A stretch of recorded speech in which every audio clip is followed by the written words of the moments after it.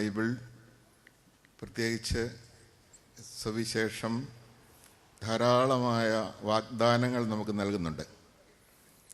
അനേകം വാഗ്ദാനങ്ങൾ നിറഞ്ഞ വിശുദ്ധ ഗ്രന്ഥം കയ്യിലെടുക്കുമ്പോൾ ഈ വാഗ്ദാനങ്ങളെക്കുറിച്ച് നമ്മൾ ഓർക്കണം. ആരാണ് ഈ വാഗ്ദാനങ്ങൾ നൽകുന്നത്? നൽകാൻ കഴിയുന്നവനാണ് വാഗ്ദാനങ്ങൾ നൽകുന്നത്. തീർച്ചയായിട്ടും വാഗ്ദാനം നൽകിയാൽ വാഗ്ദാനം പാലിക്കാൻ കഴിയുന്നവനാണ് അത് നൽകുന്നത്. അതുകൊണ്ട് അനേകം വാഗ്ദാനങ്ങളിൽ ഒരു വാഗ്ദാനം നിങ്ങളുടെ ശ്രദ്ധയിൽ ഞാൻ കൊണ്ടുവരട്ടെ. ലൂക്കായുടെ സുവിശേഷം 11-ാം അധ്യായം 9-ാമത്തെ വാക്യം ഇങ്ങനെയാണ്: ഞാൻ നിങ്ങളോട് പറയുന്നു, ചോദിക്കുവിൻ നിങ്ങൾക്ക് ലഭിക്കും, ചോദിക്കുവിൻ നിങ്ങൾക്ക് ലഭിക്കും. കർത്താവ് പറയുന്നു, ചോദിക്കുവിൻ നിങ്ങൾക്ക് ലഭിക്കും. ചോദിക്കുവിൻ, ഞാൻ നിങ്ങൾക്ക് തരാം എന്നല്ല വാഗ്ദാനം. പിന്നെ എന്താണ് വാഗ്ദാനം? ചോദിക്കുവിൻ നിങ്ങൾക്ക് ലഭിക്കും. വീണ്ടും നമ്മൾ വായിക്കുമ്പോൾ കാണുന്നു, അന്വേഷിക്കുവിൻ നിങ്ങൾ കണ്ടെത്തും. അന്വേഷിക്കുവിൻ, ഞാൻ നിങ്ങൾക്ക് കാണിച്ചു തരാം എന്നല്ല വാഗ്ദാനം. അന്വേഷിക്കുവിൻ, നിങ്ങൾ കണ്ടെത്തും. മുട്ടുവിൻ, ഞാൻ നിങ്ങൾക്ക് തുറന്നു തരാം എന്നല്ല വാഗ്ദാനം. മുട്ടുവിൻ, നിങ്ങൾക്ക് തുറന്നു കിട്ടും എന്നാണ് വാഗ്ദാനം. Praise the Lord, praise the Lord. പ്രിയപ്പെട്ടവരെ, ഇത് തമ്മിൽ വ്യത്യാസമുണ്ട്. ചോദിക്കുവിൻ തരാമെന്ന് പറയുന്നതും ചോദിക്കുവിൻ നിങ്ങൾക്ക് ലഭിക്കും എന്ന് പറയുന്നതും തമ്മിൽ വ്യത്യാസമുണ്ട്. ചോദിക്കുവിൻ നിങ്ങൾക്ക് ലഭിക്കും എന്ന് പറഞ്ഞാൽ അതിൻ്റെ അർത്ഥം ചോദിക്കുന്നത് തന്നെ ലഭിക്കലായിത്തീരും. ചോദിക്കുമ്പോൾ ആ ചോദിക്കുന്നതെന്തോ അത് നമുക്ക് ലഭിക്കും, അനുഭവിക്കാൻ പറ്റും. ചോദിക്കലും സ്വീകരിക്കലും ഇവിടെ ഒന്നാവുകയാണ്. അതുകൊണ്ടാണ് ഈശോ പറഞ്ഞത്, ചോദിക്കുന്ന ഒരു വ്യക്തി കിട്ടിക്കഴിഞ്ഞു എന്ന ഉറപ്പോടുകൂടി നന്ദി പറഞ്ഞുകൊള്ളാൻ പറഞ്ഞു. ചോദിക്കുമ്പോൾ തന്നെ കിട്ടിക്കഴിഞ്ഞു എന്ന ഉറപ്പിൽ നന്ദി പറയാൻ നമുക്ക് സാധിക്കുന്നത് എന്തുകൊണ്ടാണ്? ചോദിക്കുമ്പോൾ ദൈവം തന്നതിനെ നമ്മൾ സ്വീകരിക്കുകയാണ്. വേറൊരു ഭാഷയിൽ പറഞ്ഞാൽ, നാം ചോദിക്കുന്നത് കൊണ്ട് ദൈവം തരികയല്ല, ദൈവം തന്നിട്ടുള്ളത് കൊണ്ട് നാം ചോദിക്കുക. തന്നിട്ടുള്ളത് കൊണ്ട് ചോദിക്കുന്നതും തരുമെന്ന് പ്രതീക്ഷിച്ച് ചോദിക്കുന്നതും തമ്മിൽ വ്യത്യാസമുണ്ട്. ഉദാഹരണത്തിന്, എനിക്കൊരു സാധനം ആവശ്യമുണ്ടെന്നിരിക്കട്ടെ, അല്ലെങ്കിൽ ഒരു കാറ് എനിക്ക് ഒരു സ്ഥലത്ത് പോകാനായിട്ട് ആവശ്യമുണ്ട്. ഇതിനെക്കുറിച്ച് ഒരു വ്യക്തിയോട് ഞാൻ ചോദിക്കുന്നു, എനിക്കൊരു കാറ് ഇന്ന സ്ഥലത്തേക്കൊന്ന് പോകാൻ അത്യാവശ്യമുണ്ട് എന്ന് ചോദിക്കുമ്പോൾ ആ വ്യക്തി എനിക്ക് തരുന്നെന്നിരിക്കട്ടെ. അതേസമയം ആ വ്യക്തി എന്നെ അറിയിക്കുകയാണ്, അച്ഛൻ എങ്ങോട്ടേലും പോകണമെങ്കിൽ ഇവിടെ കാറ് കിടപ്പുണ്ട് കേട്ടോ, അച്ഛനെപ്പം വേണമെങ്കിലും വന്ന് എടുത്തോണ്ട് പോകാം എന്നെന്നോട് പറഞ്ഞിട്ടുണ്ടെങ്കിൽ തീർച്ചയായിട്ടും ആ കാറ് എനിക്ക് വേണ്ടി തന്നിട്ടുണ്ടെന്ന് അതിൻ്റെ അർത്ഥം. ഞാൻ സന്തോഷത്തോടെ അവിടെ ചെന്നിട്ട് ആ കാറിൻ്റെ താക്കോല് ചോദിക്കാം, ആ കാറ് നിങ്ങൾ പറഞ്ഞതുപോലെ എനിക്ക് ഒന്ന് കൊണ്ടുപോകണം. ഇവിടെ എന്താണ് സംഭവിക്കുന്നത്? ഇവിടെ സംഭവിക്കുന്നത് തന്നിട്ടുള്ളത് കൊണ്ട് ഞാൻ ചോദിക്കുക. അപ്പം ചോദിക്കുമ്പോൾ എനിക്ക് ലഭിക്കുകയാണ്. ഇതാണ് ദൈവം നമുക്കെല്ലാം തന്നിട്ടുണ്ട്. തന്നിട്ടുള്ളത് കൊണ്ടാണ് ചോദിക്കും നിങ്ങൾക്ക് ലഭിക്കും എന്ന് ഈശോ പറഞ്ഞത്. അപ്പം ചോദിക്കുമ്പോൾ നമുക്ക് ലഭിക്കുകയാണ് ചെയ്യുന്നത്. അതുകൊണ്ട് നമ്മുടെ ചോദ്യത്തിന് ഒരു ബലം കുറഞ്ഞു പോകരുത്. കാരണം ഒരുപക്ഷെ കിട്ടിയേക്കാം, അല്ലെങ്കിൽ തന്നേക്കാം എന്നല്ല, തന്നിട്ടുണ്ട്, ഉറപ്പാണ്. ചോദിക്കുമ്പോൾ, വിശ്വാസത്തോടെ ചോദിക്കുമ്പോൾ നമ്മളത് സ്വീകരിക്കുക മാത്രമാണ് ചെയ്യുന്നത്. അപ്പോൾ സ്വീകരിക്കുവാൻ വേണ്ടിയാണ് നമ്മൾ ചോദിക്കുന്നത്. നമുക്കറിയാം, ഇവിടെ ശുദ്ധവായു നിറഞ്ഞു നിൽക്കുന്നു എന്നുള്ളത് സത്യമാണ്. ശുദ്ധവായു നിറഞ്ഞു നിൽക്കുന്നുവെങ്കിലും നമ്മൾ ശ്വസിച്ചാൽ മാത്രമേ നമുക്ക് കിട്ടുകയുള്ളൂ. സ്വീകരിക്കാതെ ഒരിക്കലും നമുക്ക് കിട്ടുന്നില്ല. അപ്പോൾ എപ്രകാരം നമ്മൾ സ്വീകരിക്കുമോ ആ സ്വീകരിക്കുന്നതിനനുസരിച്ച് നമുക്ക് ലഭിച്ചുകൊണ്ടിരിക്കും. സ്വീകരിക്കാതിരുന്നാലോ നമുക്ക് ലഭിക്കില്ല. അപ്പോൾ തന്നതുകൊണ്ട് മാത്രം നമുക്ക് ലഭിക്കില്ല, സ്വീകരിക്കുമ്പോഴാണ് നമുക്ക് ലഭിക്കുന്നത്. അപ്പോൾ ദൈവസന്നിധിയിൽ നിന്ന് വിശ്വാസത്തോടു കൂടി നാം ചോദിക്കുമ്പോൾ ദൈവം തന്നിട്ടുണ്ട് എന്ന ഉറപ്പോടുകൂടി വേണം ചോദിക്കാൻ. അങ്ങനെ ചോദിക്കുമ്പോൾ ആ ചോദിക്കൽ സ്വീകരിക്കലായിട്ട് മാറുകയാണ്. ഒരമ്മ തൻ്റെ കുഞ്ഞിന് തൻ്റെ അമ്മിഞ്ഞ പാല് കൊടുക്കുന്നു. വളരെ പവിത്രമായൊരു കാര്യമാണ്. ഈ കുഞ്ഞ് അമ്മിഞ്ഞപ്പാല് കുടിക്കുകയാണ്. അമ്മയുടെ കൊടുക്കലും കുഞ്ഞിൻ്റെ കുടിക്കലും രണ്ടാണോ? നിങ്ങൾക്ക് എന്ത് തോന്നുന്നു? രണ്ടല്ല, പിന്നെയോ? കുഞ്ഞിൻ്റെ കുടിക്കൽ അമ്മയുടെ കൊടുക്കലാണ്. ഇത് രണ്ടിനെയും വേർതിരിക്കാൻ പാടില്ല. അപ്പോൾ കുഞ്ഞ് കുടിക്കുന്നു എന്നതും അമ്മ കൊടുക്കുന്നു എന്നതും ഒന്ന് തന്നെയാണ്. പക്ഷെ കുഞ്ഞ് കുടിച്ചില്ലെങ്കിൽ അമ്മയ്ക്ക് കൊടുക്കാൻ പറ്റുമോ? അപ്പോൾ കൊടുക്കൽ യാഥാർത്ഥ്യമാകണമെങ്കിൽ കുഞ്ഞ് കുടിക്കണം. അപ്പോൾ കുഞ്ഞിൻ്റെ കുടിക്കലാണ് അമ്മയുടെ കൊടുക്കൽ. ഇതുപോലെ ദൈവം നമുക്ക് നൽകിയതിനെ നാം സ്വീകരിക്കലാണ് ദൈവത്തിൻ്റെ കൊടുക്കൽ യാഥാർത്ഥ്യമാകുന്നത്. അപ്പം നിരന്തരം കർത്താവ് നമുക്ക് നൽകിക്കൊണ്ടിരിക്കുന്നു. ഈ നൽകുന്നതിനെ സ്വീകരിക്കാൻ വേണ്ടി നമ്മൾ തീർച്ചയായിട്ടും ചോദിച്ച് സ്വീകരിക്കണം. വിശുദ്ധ വിൻസെൻ്റ് പോൾ 400 വർഷങ്ങൾക്ക് മുമ്പ് ജീവിച്ച ഒരു വലിയ വിശുദ്ധനാണ്. നമുക്കറിയാം, ഈ വിശുദ്ധ വിൻസെൻ്റ് പോളിൻ്റെ നാമധേയത്തിലാണ് എൻ്റെ കോൺഗ്രിഗേഷൻ നിലകൊള്ളുന്നത്. എൻ്റെ പേരിനോട് ചേർത്ത് VC എന്ന് എഴുതി വെച്ചിട്ടുണ്ട്. ചിലയിടത്ത് തെറ്റിച്ച് OC എന്ന് എഴുതി വെച്ചിട്ടുണ്ട്. OC അല്ല, VC ആണ്. VC എന്ന് പറഞ്ഞാൽ എൻ്റെ അർത്ഥം വിൻസെൻ്റ് കോൺഗ്രിഗേഷനിലെ ഒരംഗമാണെന്നാണ് അതിനർത്ഥം. അതുകൊണ്ട് എൻ്റെ പേരിൻ്റെ കൂടെ VC എന്ന് കാണും. അതുപോലെ ഒത്തിരി അച്ഛന്മാരുടെ പേരിൻ്റെ കൂടെ VC എന്ന് കാണും. ചിലപ്പോൾ CMI എന്ന് കാണും, ചിലപ്പോൾ OCD എന്ന് കാണും. അതൊക്കെ ഓരോ സഭയാണ് വാസ്തവത്തിൽ അതുകൊണ്ട് സൂചിപ്പിക്കുന്നത്. അപ്പോൾ VC എന്ന് പറഞ്ഞാൽ വിൻസെൻ്റ് കോൺഗ്രിഗേഷനിലെ അംഗമാണെന്നാണ് അതിൻ്റെ അർത്ഥം. വിശുദ്ധ വിൻസെൻ്റ് പോൾ പ്രാർത്ഥനയുടെ ഒരു മനുഷ്യനായിരുന്നു. ഈ പ്രാർത്ഥനയിൽ നിന്ന് കിട്ടിയ ശക്തി കൊണ്ട് ഒരുപാട് പ്രേക്ഷിത പ്രവർത്തനങ്ങൾ അല്ലെങ്കിൽ ജീവകാരുണ്യ പ്രവർത്തനങ്ങൾ ചെയ്ത ആളായിരുന്നു. പരസ്നേഹ പ്രവർത്തനങ്ങളുടെ സ്വർഗീയ മധ്യസ്ഥനാണ്. ഈ വിൻസെൻ്റ് പോളിൻ്റെ മനോഹരമായ വളരെ പ്രസിദ്ധമായ ഒരു വാക്യമുണ്ട്. ആ വാക്യം ഇതാണ്: man gets almost nothing from God without prayer. Man gets almost nothing from God without prayer എന്ന് പറഞ്ഞാൽ എൻ്റെ അർത്ഥം, പ്രാർത്ഥന കൂടാതെ ഒന്നും തന്നെ മനുഷ്യന് ദൈവത്തിൽ നിന്ന് കിട്ടുന്നില്ല. പ്രാർത്ഥന കൂടാതെ ഒന്നും തന്നെ ദൈവത്തിൽ നിന്ന് മനുഷ്യന് കിട്ടുന്നില്ല. അപ്പം അതിസ്വാഭാവികമായതെല്ലാം, അനുഗ്രഹമായതെല്ലാം, സ്വാഭാവികത്തിന് അതീതമായതെല്ലാം പ്രാർത്ഥനയിലൂടെ മാത്രമേ നമുക്ക് കിട്ടുന്നുള്ളൂ. എന്ന് പറഞ്ഞാൽ സ്വീകരിക്കുന്നവർക്ക് മാത്രമേ കിട്ടുകയുള്ളൂ എന്നാണ് അതിൻ്റെ അർത്ഥം. അപ്പം നിരന്തരം പ്രാർത്ഥിക്കുന്ന ഒരു വ്യക്തി കൂടുതൽ സ്വീകരിക്കുന്ന നമുക്ക് കാണാൻ സാധിക്കും. വിശുദ്ധാത്മാക്കളൊക്കെ നിരന്തരം പ്രാർത്ഥിച്ചിരുന്നു. ഈ പ്രാർത്ഥിക്കുന്നതെല്ലാം അവർ നിരന്തരം സ്വീകരിക്കലായിട്ട് അവർക്ക് അനുഭവപ്പെടുകയാണ് ചെയ്യുന്നത്. അപ്പം നിരന്തരം സ്വീകരിക്കലായിരുന്നു അവരുടെ ജീവിതം. അപ്പം ദൈവത്തിൽ നിന്ന് അനുഗ്രഹങ്ങൾ സ്വീകരിക്കുന്നു, കൃപ സ്വീകരിക്കുന്നു, ജീവൻ സ്വീകരിക്കുന്നു, പരിശുദ്ധാത്മാവിനെ സ്വീകരിക്കുന്നു. ഇവിടെ നമ്മൾ വേറൊരു കാര്യം കാണുന്നു: ചോദിക്കുമെന്ന് നിങ്ങൾക്ക് ലഭിക്കും, അതോടൊപ്പം തന്നെ അന്വേഷിക്കാൻ നിങ്ങൾ കണ്ടെത്തും. അന്വേഷിക്കുന്ന നിങ്ങൾ കണ്ടെത്തുമെന്ന് പറഞ്ഞാൽ അന്വേഷിക്കും ഞാൻ നിങ്ങൾക്ക് കാണിച്ചു തരാം എന്നല്ല അർത്ഥം. അന്വേഷിക്കുന്നവർ കണ്ടെത്തുന്നു. എന്തുകൊണ്ടാണ് കണ്ടെത്തുന്നത്?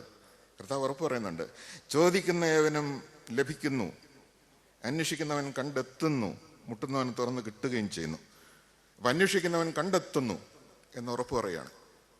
എന്ന് പറഞ്ഞാൽ ദൈവത്തെ അന്വേഷിക്കുന്നവൻ കണ്ടെത്തുന്നു, ഉറപ്പാണ്. കാരണം ദൈവം മനുഷ്യനെ തേടി വരുന്നതുകൊണ്ടാണ്. നമ്മളെ ഓരോരുത്തരെയും തേടി ദൈവം വരുന്നുണ്ട്. ദൈവം അങ്ങനെ സ്വർഗത്തിൽ നമ്മെ അവഗണിച്ചിരിക്കുന്ന ഒരു ദൈവമല്ല. യേശു ക്രിസ്തുവിലൂടെ, പരിശുദ്ധാത്മാവിലൂടെ നമ്മെ തേടി വന്നുകൊണ്ടിരിക്കുകയാണ്. ദൈവം നമ്മെ തേടി വരുന്നത് കൊണ്ടാണ് ദൈവത്തിനെ നമുക്ക് അന്വേഷിക്കുമ്പോൾ കണ്ടെത്താൻ പറ്റുന്നത്. അതുകൊണ്ട് ആരൊക്കെ ദൈവത്തെ അന്വേഷിച്ചിട്ടുണ്ടോ അവർക്കെല്ലാം ദൈവത്തെ കണ്ടെത്താനിടയായിട്ടുണ്ട്. അന്വേഷിക്കുന്നവർ കണ്ടെത്തുന്നത് ദൈവം നമ്മെ തേടി വരുന്നതുകൊണ്ടാണ്. പ്രിയമുള്ളവരെ, ഞാനൊരു ഉദാഹരണം പറയട്ടെ. ഇപ്പം നമ്മൾ ബസ്സിൽ വന്ന് ബസ് സ്റ്റോപ്പിൽ ഇറങ്ങിയെന്ന് വിചാരിക്കാം. ബസ് സ്റ്റോപ്പിൽ ഇറങ്ങിയപ്പോൾ സമയം നോക്കി, 6 മണിയായി. ഗ്രൗണ്ടിൽ സ്വസ്ഥമായിട്ടൊരു സ്ഥലത്ത് പോയി ഇരുന്ന് ഇങ്ങനെ പ്രസംഗമൊക്കെ കേട്ടോണ്ടിരിക്കുമ്പോഴാണ് വാച്ച് കയ്യിലില്ല. എന്ത് മനസ്സിലായി?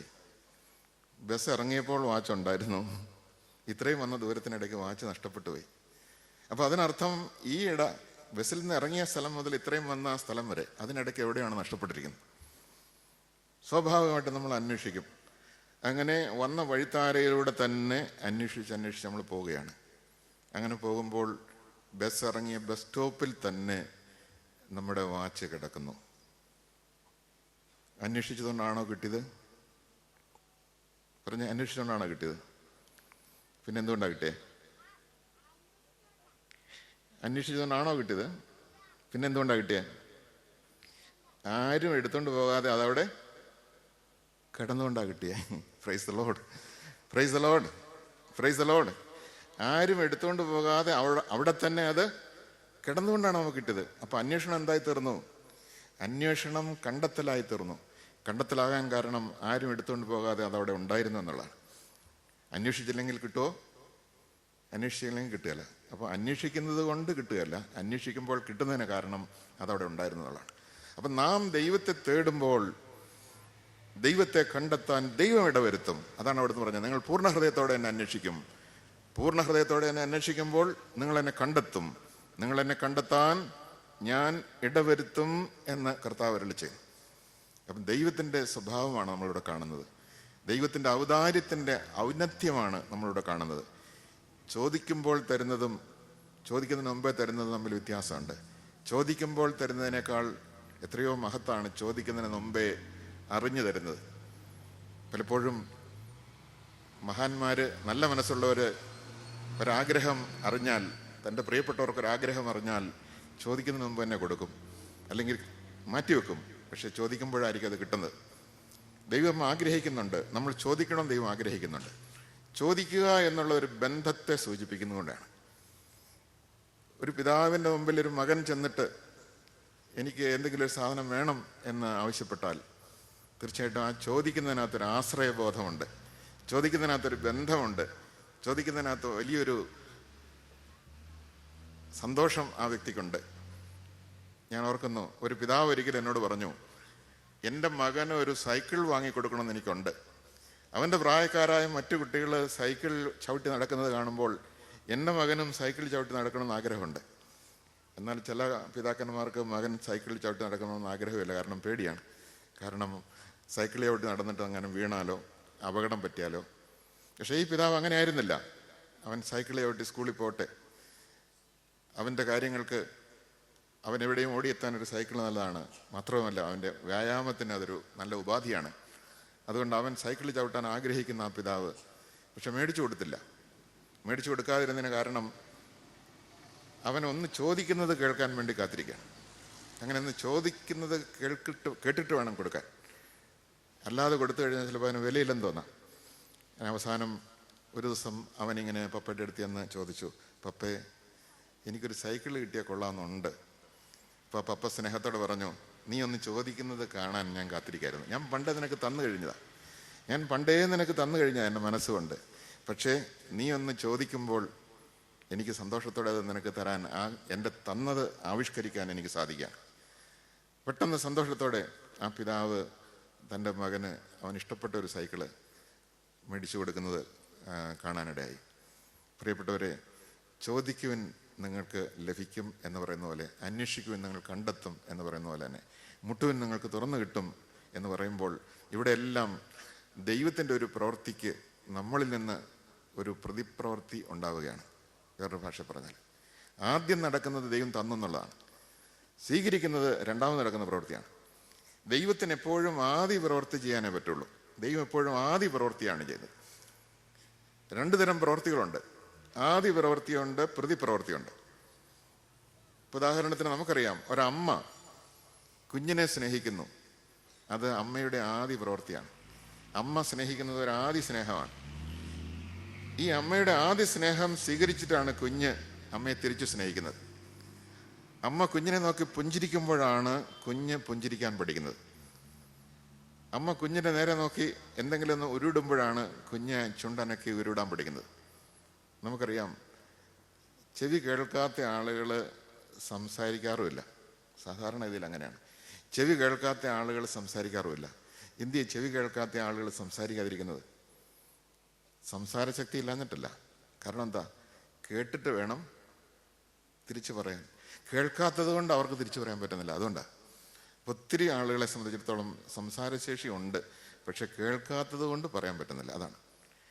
അപ്പോൾ കേട്ടാൽ മാത്രമേ നമുക്ക് പറയാൻ പറ്റുള്ളൂ. സ്വീകരിച്ചാൽ മാത്രമേ നമുക്ക് അതിനനുസരിച്ച് പ്രവർത്തിക്കാൻ പറ്റുള്ളൂ. അപ്പം ദൈവം നമുക്ക് തന്നു എന്നറിയുന്നവർ ചോദിക്കുന്നതിനും തരുമെന്ന് കരുതി ചോദിക്കുന്നതിനും രണ്ട് തരത്തിലാണ് പ്രവർത്തനം ഉള്ളത്. ദൈവം എനിക്ക് ചോദിച്ചാൽ തരും എന്ന് വിചാരിച്ച് ചോദിക്കുന്നതിനേക്കാൾ എത്രയോ വിലപ്പെട്ടതാണ് ദൈവം എനിക്ക് തന്നിരിക്കുന്നു എന്നറിഞ്ഞിട്ട് ചോദിക്കുന്നത്. അപ്പം ദൈവമായ കർത്താവ് എല്ലാം തന്നു കഴിഞ്ഞു. പിതാവായ ദൈവം തൻ്റെ പുത്രനെ തന്നു കഴിഞ്ഞു, പരിശുദ്ധാത്മാവിനെ തന്നു കഴിഞ്ഞു. പുത്രനെ സ്വീകരിക്കുന്നവർക്ക്, തന്നെ സ്വീകരിച്ചവർക്കെല്ലാം, തൻ്റെ നാമത്തിൽ വിശ്വസിക്കുന്നവർക്കെല്ലാം ദൈവമക്കളാകാൻ അവൻ കഴിവ് നൽകി കഴിഞ്ഞു, അവൻ അധികാരം നൽകി കഴിഞ്ഞു. പരിശുദ്ധാത്മാവിനെ സ്വീകരിക്കുന്നവർക്കെല്ലാം ദൈവത്തിൻ്റെ ആത്മാവിനാൽ നയിക്കപ്പെടുന്ന ജീവിതാനുഭവം ഉണ്ടാകുന്നു. അവരെല്ലാം ദൈവമക്കളായിട്ട് മാറുകയാണ്.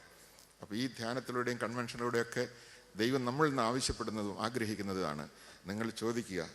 ഈ ഭാഗം വായിച്ച് വരുമ്പോൾ നമുക്ക് കാണാൻ സാധിക്കും, അവസാനം ഈശോ പറഞ്ഞു വെക്കുന്നത് ഇതാണ്: ചോദിക്കുന്നവൻ ലഭിക്കുന്നു, അന്വേഷിക്കുന്നവൻ കണ്ടെത്തുന്നു, മുട്ടുന്നവന് തുറന്നു കിട്ടുകയും ചെയ്യുന്നു. നിങ്ങളിൽ ഏതൊരു പിതാവാണ് മകൻ മീൻ ചോദിച്ചാൽ പകരം പാമ്പിനെ കൊടുക്കുക, മുട്ട ചോദിച്ചാൽ പകരം തേളിനെ കൊടുക്കുക? മക്കൾക്ക് നല്ല ദാനങ്ങൾ നൽകാൻ ദുഷ്ടരായ നിങ്ങൾക്ക് അറിയാമെങ്കിൽ സ്വർഗസ്ഥനായ പിതാവ് തന്നോട് ചോദിക്കുന്നവർക്ക് എത്ര അധികമായി പരിശുദ്ധാത്മാവിനെ നൽകുകയില്ല. എന്ന് പറഞ്ഞാൽ ദൈവം മനുഷ്യന് നൽകാൻ ആഗ്രഹിക്കുന്ന ഏറ്റവും വലിയ ദാനം ദൈവത്തെ തന്നെയാണ്. തന്നെ നൽകുക എന്നതിനേക്കാൾ വലിയ ദാനം എന്താണ്? അപ്പം ദൈവമായ കർത്താവ് നമുക്ക് തരാൻ ആഗ്രഹിക്കുന്നത് തന്നെ തന്നെയാണ്. തന്നെ നൽകുക എന്ന് പറഞ്ഞാൽ തൻ്റെ പുത്രനെ നൽകുക, പുത്രനിലൂടെ പരിശുദ്ധാത്മാനെ നൽകുക. അതുകൊണ്ട് ചോദിക്കുന്ന ഏവനും ലഭിക്കുന്നു, പരിശുദ്ധാത്മാനെ ലഭിക്കുന്നു എന്നാണ് ഈ പറഞ്ഞതിൻ്റെ അവസാനം ഈശോ കൊണ്ടെന്ന് വെച്ചിരിക്കുന്നത്. അതുകൊണ്ട് നമ്മൾ ഏറ്റവും അധികമായിട്ട് ആഗ്രഹിക്കേണ്ടത് പരിശുദ്ധാത്മാവിൽ നിറയാൻ വേണ്ടിയാണ്. ഞാൻ എൻ്റെ സെമിനാരി കാലത്തെ ഒരു അനുഭവം ഓർക്കുകയാണ്. സെമിനാരിയിൽ പഠിച്ചുകൊണ്ടിരുന്ന കാലത്ത് ഏതാണ്ട് 71, 72 കാലങ്ങളിൽ ഞാൻ തിയോളജി പഠിച്ചുകൊണ്ടിരിക്കുക. ഈ കാലത്ത് മാത്യു നായ്ക്കമർമലച്ചനും പനക്കലച്ചനും ഒക്കെ എൻ്റെ അടുത്തടുത്ത ക്ലാസ്സുകളിലുണ്ട്. അങ്ങനെ ഞങ്ങൾ ഒന്നിച്ച് പഠിച്ചു പോരുന്ന കാലത്ത് ഒരു സ്ഥലത്ത്, വിദ്യാഭവൻ എന്ന് പറയുന്ന സ്ഥലത്ത് ജീവിക്കുമ്പോൾ, നായ്ക്കമർമലച്ചൻ ഒരിക്കൽ എന്നോട് പറഞ്ഞു, അന്ന് അദ്ദേഹം ബ്രദറാണ്, അച്ഛനായിട്ടില്ല, എന്നോട് പറഞ്ഞു, ബൈബിളിൽ സുവിശേഷത്തിൽ ചോദിക്കുവാൻ ഞങ്ങൾക്ക് ലഭിക്കും, പരിശുദ്ധാത്മാവിനെ ലഭിക്കും എന്ന് പറഞ്ഞിട്ടുണ്ട്. അതുകൊണ്ട് ഞാൻ ഇനി ഒന്ന് ആഗ്രഹത്തോടു കൂടി, ദാഹത്തോടു കൂടി ഒന്ന് ചോദിക്കാൻ പോവാണ് എന്ന് പറഞ്ഞിട്ട് അദ്ദേഹം രാത്രിയുടെ നീണ്ട യാമങ്ങളിൽ ചാപ്പലിലിരുന്ന്, കർത്താവേ, അങ്ങയുടെ വാഗ്ദാനം അനുസരിച്ച് പരിശുദ്ധാത്മാവിനെ തരണമേ എന്ന് പ്രാർത്ഥിച്ചുകൊണ്ടിരിക്കുന്നത് ഞാൻ കാണുന്നുണ്ടായിരുന്നു. ഞാൻ മാത്രമല്ല, മറ്റു പലരും കാണുന്നുണ്ടായിരുന്നു. അപ്പം ചിലരൊക്കെ പറഞ്ഞു, നമുക്കൊക്കെ മാമോദിസായിൽ പരിശുദ്ധാത്മാവിനെ കിട്ടിയതല്ലേ, അതുപോലെ തന്നെ കുദാശകളൊക്കെ കിട്ടുന്നതല്ലേ, ഇനി പ്രത്യേകിച്ച് പരിശുദ്ധാത്മാവിനെ തരണമെന്നൊക്കെ പറയുന്നതിന് ആവശ്യം എന്താ? അപ്പോൾ അച്ഛൻ അന്ന് ബ്രദറാണ്, ബ്രദർ പറഞ്ഞു, മാത്യു പറഞ്ഞു, തീർച്ചയായിട്ടും ഈ ചോദിക്കുവാൻ നിങ്ങൾ ലഭിക്കുമെന്ന് എന്ന് പറഞ്ഞിരിക്കുന്നതനുസരിച്ച് ഒരു ശക്തമായ ഒരു പരിശുദ്ധാത്മ അഭിഷേകം കിട്ടാനുണ്ട്. അതുകൊണ്ട് ചോദിക്കുക തന്നെ വേണം എന്ന് പറഞ്ഞ് അദ്ദേഹം വളരെ നാളുകൾ ഇങ്ങനെ രാത്രിയിൽ ചാപ്പലിരുന്ന് പരിശുദ്ധാത്മാവിനെ തരണമെന്ന് പ്രാർത്ഥിക്കുന്നത് ഞാൻ കണ്ടിട്ടുണ്ട്.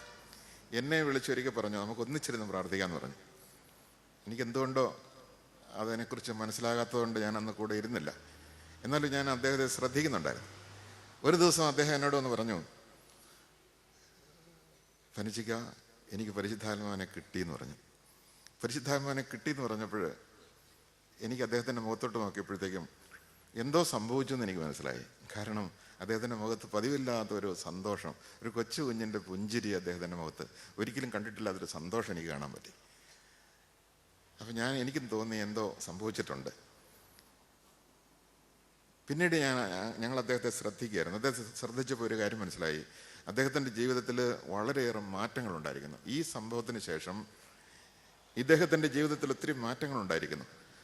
എന്തു പറഞ്ഞാലും അദ്ദേഹം ഒരു ചെറിയ ചിരിയോടുകൂടി അതിനെ നിസ്സാരമായിട്ട് എടുത്ത് മാറിപ്പോകും. മറ്റേ എന്തെങ്കിലും പറഞ്ഞാൽ തിരിച്ചു പറയുമായിരുന്നു, അല്ലെങ്കിൽ ദേഷ്യപ്പെടുമായിരുന്നു, അല്ലെങ്കിൽ മുഖം കറക്കുമായിരുന്നു. പല രീതിയിൽ അദ്ദേഹത്തെ കുറ്റപ്പെടുത്തുമ്പോഴല്ലെങ്കിൽ കളിയാക്കുമ്പോഴൊക്കെ ദേഷ്യം അരച്ചേർന്ന് കാണാമായിരുന്നു. പക്ഷേ ഈ സംഭവത്തിന് ശേഷം അദ്ദേഹത്തിൻ്റെ മുഖത്ത് എപ്പോഴും ഒരു കൊച്ചു കുഞ്ഞിൻ്റെ പുഞ്ചിരി കളിയാടുന്നു. എന്നൊക്കെ പറഞ്ഞ് പ്രകോപിപ്പിക്കാൻ നോക്കിയാലും പ്രകോപിക്കുന്നില്ല. അതുപോലെ തന്നെ അദ്ദേഹത്തിൻ്റെ സ്വഭാവത്തിൽ വ്യത്യാസം വന്നതുപോലെ തന്നെ അദ്ദേഹം പലരെയും വിളിച്ചുകൊണ്ടുപോയി, അന്ന് ചെമ്മാസനായിരുന്നപ്പോൾ പോലും അദ്ദേഹം കൈവച്ച് പ്രാർത്ഥിക്കാനൊക്കെ ആഗ്രഹം പ്രകടിപ്പിക്കുകയും കൈവച്ച് പ്രാർത്ഥിച്ചാൽ രോഗശാന്തി കിട്ടുമെന്നൊക്കെ പറയുകയൊക്കെ ചെയ്യുന്ന സംഭവം ഞാൻ ഓർക്കുന്നുണ്ട്. പിന്നീട് വൈദികനായ ഉടനെ കരിസ്മാറ്റിക് പ്രസ്ഥാനം ഈ കേരളക്കരയിൽ എത്തുന്നതിന് മുമ്പ് തന്നെ അദ്ദേഹം കരിസ്മാറ്റിക്കായിട്ട് പുറത്തു വന്ന ഒരാളാണ്. ആ കരിസ്മാറ്റിക് പ്രസ്ഥാനത്തിലേക്ക് അദ്ദേഹം പരിശുദ്ധാത്മ നിറവോടുകൂടി ഇറങ്ങി പ്രവർത്തിക്കാൻ തുടങ്ങിയ ഒരാളാണ്. ഇതൊക്കെ ആ കാലഘട്ടത്തിൽ ഒന്നിച്ച് ജീവിച്ച് കാണാൻ ഒരു ഭാഗ്യം എനിക്കും കിട്ടിയിട്ടുണ്ട്. അതുപോലെ തന്നെ ഞാൻ ഓർക്കുന്നു, കോട്ടയിലെ ആദ്യകാല ശുശ്രൂഷയിൽ അവരോടൊക്കെ ഒപ്പം ഞാനും അവിടെ ചെന്നപ്പോൾ വചനോത്സവ മാസികയുടെ ഒരു ചീഫ് എഡിറ്റർ എന്നുള്ള തസ്തികയിലാണ് എന്നെ അവിടെ നിയോഗിച്ചത്, അല്ലെങ്കിൽ അതാണ് എനിക്ക് നിയോഗമായിട്ട് തന്നത്. അങ്ങനെ ഇരിക്കുന്ന സമയത്ത് ഒരുപാട് ജോലികൾ അതുമായിട്ട് ബന്ധപ്പെട്ടുണ്ടായി. ഈ ജോലികളുടെ ഇടയിലൊക്കെ അവിടെ നടക്കുന്ന ശുശ്രൂഷകളിൽ പങ്കുചേരാനായിട്ട് എന്നെയും ക്ഷണിക്കുമായിരുന്നു. പ്രത്യേകിച്ച് പനക്കലച്ചനും നായിക്കമ്മളച്ചനും 2 കസേരയിട്ട് 2 മുറികളിലിരിക്കും.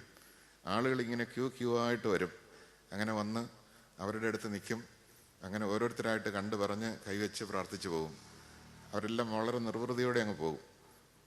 അങ്ങനെ അവസാനം കുറച്ച് കഴിഞ്ഞപ്പോഴത്തേക്കും ആളുകളുടെ എണ്ണം കൂടിയപ്പോൾ അവർക്ക് കണ്ടു തീരാൻ പറ്റുന്നില്ല, സംസാരിക്കാനും പറ്റുന്നില്ല. പള്ളിക്കകത്ത് കൈവച്ച് പ്രാർത്ഥിച്ച് എല്ലാവരെയും വിടാനായിട്ട് ഒരു ദിവസം തീരാത്തവരെല്ലാം പള്ളിക്കകത്തേക്ക് വിളിച്ചു. എന്നിട്ട് അവർ 2 വശത്ത് നിന്നു. എന്നിട്ട് എന്നോട് പറഞ്ഞു, ഫനച്ചിക്കലച്ചനും കൂടി, അന്ന് ഞങ്ങളൊക്കെ അച്ഛന്മാരായ അധികം കാലമായിട്ടില്ല, ഫനച്ചിക്കലച്ചനും കൂടി ഞങ്ങളെ സഹായിക്കാനായിട്ട് വരണം, ഒത്തിരി പേര് കൈവപ്പിനുണ്ട്. അപ്പം ഞാനും അവർ പറഞ്ഞനുസരിച്ച് അവിടെ പോയി ഒരു സ്ഥലത്ത് നിന്നു. ഈ 2 പേരുടെ അടുത്ത് ധാരാളമായിട്ട് ആളുകൾ വന്നു. എൻ്റെ അടുത്തേക്ക് ആരും തന്നെ വന്നില്ല. അങ്ങനെ വരാതിരുന്നപ്പോൾ എനിക്ക് ദുഃഖം തോന്നി. അപ്പോൾ ഒരു ചേട്ടത്തിക്കും ഈ അച്ഛൻ്റെ അടുത്ത് ആരും ചെല്ലാതിരിക്കുന്നത് ഒരു വിഷമമായിട്ട് തോന്നിയതുകൊണ്ടാണോ ഒരു ചേട്ടത്തി എൻ്റെ അടുത്തേക്ക് വന്നു. പിന്നെ 2 ചേട്ടത്തിമാരൂടെ വന്നു. അപ്പോൾ ഞാൻ വളരെ സ്നേഹത്തോടെ അവരുടെ ശിരസിൽ കൈവച്ച് ഒത്തിരി നേരം പ്രാർത്ഥിച്ചു. അങ്ങനെ അവരുടെ പ്രാർത്ഥിച്ച് ഞാൻ വിട്ടു. പക്ഷേ കുറച്ച് കഴിഞ്ഞപ്പോൾ അവർ എൻ്റെ കണ്ണ് വെട്ടിച്ച് പയ്യെ പോയി പിന്നെയും നായ്ക്കമർമ്മച്ചൻ്റെ പോയി നിൽക്കുന്ന കണ്ടു. അപ്പോഴത്തേക്ക് എനിക്ക് തോന്നി, ഞാൻ കൈവച്ചിട്ട് ഒന്നും ഏശിയില്ലല്ലോ, എൻ്റെ കൈവപ്പിന് എന്തോ കുറവുണ്ടല്ലോ. വചനോത്സവ മാസികയുടെ ജോലികൾ വളരെ കൂടിയപ്പോൾ ഞാൻ നായ്ക്കമർമ്മച്ചനോട് പറഞ്ഞു, എന്നെക്കൊണ്ട് ഇത് താങ്ങാൻ പറ്റുന്നില്ല. കാരണം അന്ന് കോപ്പി 10,000 ഒക്കെ കഴിഞ്ഞു, സ്റ്റാഫില്ല, എല്ലാം എന്താ പറയുക, മറ്റുള്ള ഓരോരുത്തരെയും വിളിച്ചെന്ന് പറഞ്ഞു കഴിഞ്ഞാൽ ശ്രമദാനം എന്ന് പറയല്ലേ, അതിന് പൈസ ഒന്നും കൊടുക്കാതെ ശ്രമദാനമായിട്ട് വേണം എല്ലാം ചെയ്യിക്കാൻ. അപ്പോൾ സ്റ്റാഫൊന്നും ഇല്ല, ചീഫ് എഡിറ്റർ മാത്രമേ ഉള്ളൂ, ബാക്കിയെല്ലാം ശ്രമദാനമായിട്ട് ചെയ്യുന്നവരാണ്. അങ്ങനെ ഈ ശ്രമദാനക്കാരെ വിളിച്ചു മടുത്തു കഴിഞ്ഞപ്പോൾ അച്ഛൻ എന്നോട് പറഞ്ഞു, അച്ഛൻ ഒത്തിരി ഹാർഡ് വർക്ക് ചെയ്യുന്നുണ്ട്, പക്ഷേ പരിശുദ്ധാത്മ അഭിഷേകം വേണ്ടതുപോലെ ഇല്ലാത്തതുകൊണ്ടാണ് ഇതെല്ലാം ഭാരമായിട്ട് തോന്നുന്നത്. പണ്ടേ ഞാൻ പറഞ്ഞതല്ലേ പരിശുദ്ധാത്മാവിനെ തരണമേന്ന് പറഞ്ഞിരുന്ന് പ്രാർത്ഥിക്കാൻ. അതുകൊണ്ട് അച്ഛൻ പ്രാർത്ഥിച്ച് പരിശുദ്ധാത്മാവിൻ്റെ നവമായ അഭിഷേകം സ്വീകരിക്കാത്തതുകൊണ്ട് അച്ഛൻ ആ ജോലികളെല്ലാം ഭാരമായിട്ടിരിക്കുന്നത് അതുകൊണ്ടാണ്. അപ്പോൾ എനിക്ക് മനസ്സിലായി, അവർക്കൊക്കെ ഉള്ള എന്തോ ഒരു അഭിഷേകത്തിൻ്റെ കുറവ് എനിക്കുണ്ട് എന്ന് ഞാൻ അംഗീകരിച്ചു. അങ്ങനെയാണ് ഒരു ധ്യാനാനുഭവത്തിലേക്ക് എനിക്ക് പോകാനായിട്ടൊരു പ്രചോദനം ഉണ്ടാവുകയും പോവുകയും ചെയ്ത്. ആ ധ്യാന സ്ഥലത്ത് വെച്ചാണ് വാസ്തവത്തിൽ പരിശുദ്ധാത്മാവിൻ്റെ ഒരു പ്രത്യേക അഭിഷേക അനുഭവം എനിക്കുണ്ടായത്. ആ അഭിഷേക അനുഭവത്തിന് ശേഷമാണ് വാസ്തവത്തിൽ ഞാൻ ഈ നവീകരണ രംഗവുമായിട്ട് ബന്ധപ്പെട്ട ധ്യാനങ്ങൾ ഏറ്റെടുത്ത് നടത്താനായിട്ട് തുടങ്ങിയത്. പ്രിയപ്പെട്ട ഒരു അഭിഷേകാനുഭവം എന്ന് പറയുന്നത് എൻ്റെ സകല സങ്കല്പത്തെയും അതിശയിക്കുന്നതായിരുന്നു. ഒത്തിരി പരിശുദ്ധാത്മാവിനെ കുറിച്ച് പഠിച്ചിട്ടുണ്ടൊക്കെ ശരിയാണ്. പക്ഷെ പരിശുദ്ധാത്മാവിൻ്റെ ഒരു അനുഭവം വന്നപ്പോൾ, പരിശുദ്ധാത്മാവിൻ്റെ അഭിഷേകാനുഭവം വന്നപ്പോൾ ഉണ്ടായ ആ നിറവും സന്തോഷവും അതിൻ്റെ ശേഷം ഉണ്ടായ വ്യത്യാസങ്ങളുമൊക്കെ നേരിട്ട് അനുഭവിച്ചപ്പോൾ എല്ലാവരും ഈ അനുഭവത്തിലേക്ക് വരുന്നില്ലെങ്കിൽ, ദൈവമേ അങ്ങ് തന്ന ഈ മഹത്തായ ദാനം എത്ര വലിയ ദാനമാണ്, ആ ദാനം പരിശുദ്ധാത്മാവിനെ തന്നെ തന്നിട്ടും വേണ്ട രീതിയിൽ സ്വീകരിക്കുവാൻ ഞങ്ങൾക്ക് കഴിയുന്നില്ലല്ലോ, അല്ലെങ്കിൽ ആളുകൾ കഴിയുന്നില്ലല്ലോ എന്നൊരു ദുഃഖം വല്ലാതെ ബാധിക്കുക ഉണ്ടായി. പ്രിയപ്പെട്ടവരെ, അതുകൊണ്ട് ഞാൻ ഈ പറയുന്നതാണ്, ഏറ്റവും വലിയ ദാനം ദൈവം നമുക്ക് നൽകുന്നത് ദൈവത്തെ തന്നെയാണ്, പരിശുദ്ധാത്മാവിനെയാണ്. അതുകൊണ്ട് പരിശുദ്ധാത്മാവ് നമ്മിലേക്ക് വന്ന് നിറഞ്ഞു കഴിയുമ്പോൾ, പരിശുദ്ധാത്മാവ് ഒരാളാണ്, യേശു ഒരാളാണ്, പിതാവ് ഒരാളാണ്, അരൂപിയായ ഒരാളാണെന്ന് കരുതി. പരിശുദ്ധാത്മാവ് ദൈവത്തിൻ്റെ ത്രിത്വത്തിലെ 3ാമത്തെ ആളാണ്. പരിശുദ്ധാത്മാവ് യേശുക്രിസ്തുവിൻ്റെ പീഡാസഹനത്തിൻ്റെയും കുരിശുമരണത്തിൻ്റെയും ഉത്ഥാനത്തിൻ്റെയും യോഗ്യതയാലാണ് നമുക്ക് നൽകപ്പെട്ടിരിക്കുന്നത്. യേശുക്രിസ്തുവിൻ്റെ രക്ഷാകര ദൗത്യത്തിന് മുമ്പ് പഴയ നിയമകാലത്ത് കഴിഞ്ഞ ദിവസം ഇവിടെ സൂചിപ്പിച്ചതുപോലെ പരിശുദ്ധാത്മാവിൻ്റെ സ്വാധീനം ഉണ്ടായിരുന്നു എന്നുള്ളത് ശരിയാണ്. പക്ഷെ എല്ലാവരിലേക്കും പരിശുദ്ധാത്മാവ് വരാൻ തക്ക വിധം എല്ലാവരും ഒരുക്കപ്പെട്ടതും എല്ലാവർക്കും വേണ്ടി പരിശുദ്ധാത്മാവ് അയക്കപ്പെട്ടതും യേശുക്രിസ്തുവിൻ്റെ പീഡാസഹനത്തിൻ്റെയും കുരിശുമരണത്തിൻ്റെയും ഉത്ഥാനത്തിൻ്റെയും ഫലമായിട്ടാണ്. അതുകൊണ്ട് പരിശുദ്ധാത്മാവിനെ കുറിച്ച് പറയുന്നത് ഉദ്ധിതനായ കർത്താവിൻ്റെ ആത്മാവെന്നാണ്. ഉദ്ധിതനായ കർത്താവിൻ്റെ ആത്മാവ് നമ്മിലേക്ക് വരുമ്പോൾ ആ ആത്മാവിൻ്റെ വരങ്ങളും ഫലങ്ങളും ദാനങ്ങളും നമുക്ക് ദാനമായിട്ട് കിട്ടുകയാണ്, അല്ലെങ്കിൽ ഒരു സൗജന്യമായിട്ട് കിട്ടുകയാണ്. ഉദാഹരണത്തിന് ഫലങ്ങളെക്കുറിച്ച് നമ്മൾ പറയുമ്പോൾ വിശുദ്ധിയുടെ അടയാളങ്ങളാണ് ഈ ഫലങ്ങളൊക്കെ. സ്നേഹം, ആനന്ദം, സമാധാനം, ക്ഷമ, സൗമ്യത, നന്മ, വിശ്വസ്തത, ആത്മസംയമനം തുടങ്ങിയതെല്ലാം പരിശുദ്ധാത്മാവിൻ്റെ ഫലമായിട്ടാണ് നമുക്കത് ലഭിക്കുകയാണ്, അല്ല നമ്മൾ നേടിയെടുക്കുന്നതല്ലത്. അപ്പോൾ അതുകൊണ്ട് ക്ഷമിച്ചു മടുത്തു എന്ന് പറയുന്നൊരു കാര്യം ഓർക്കണം. ക്ഷമിച്ചു മടുക്കുന്നത് എന്തുകൊണ്ടാണ്?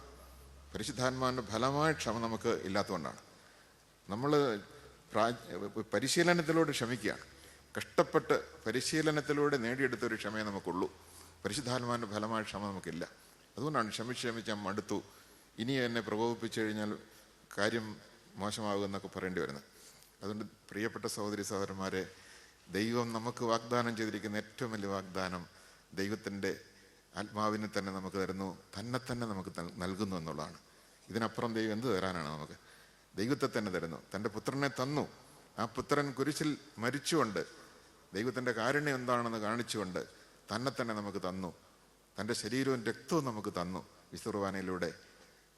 ഇതെല്ലാം തന്നിട്ടും നമ്മളിലൊരു മാറ്റവും ഇല്ലെങ്കിൽ അതിന് കാരണം തന്നതിൻ്റെ കുറവല്ല, പിന്നെയോ സ്വീകരിച്ചതിൻ്റെ കുറവാണ്. വിശ്വാസം വഴിയാണ് സ്വീകരിക്കാൻ പറ്റുന്നത്. ആ വിശ്വാസത്തിലേക്ക് കടന്നു വരാൻ കർത്താവ് നമ്മെ വിളിക്കുകയാണ് വേണ്ടത്.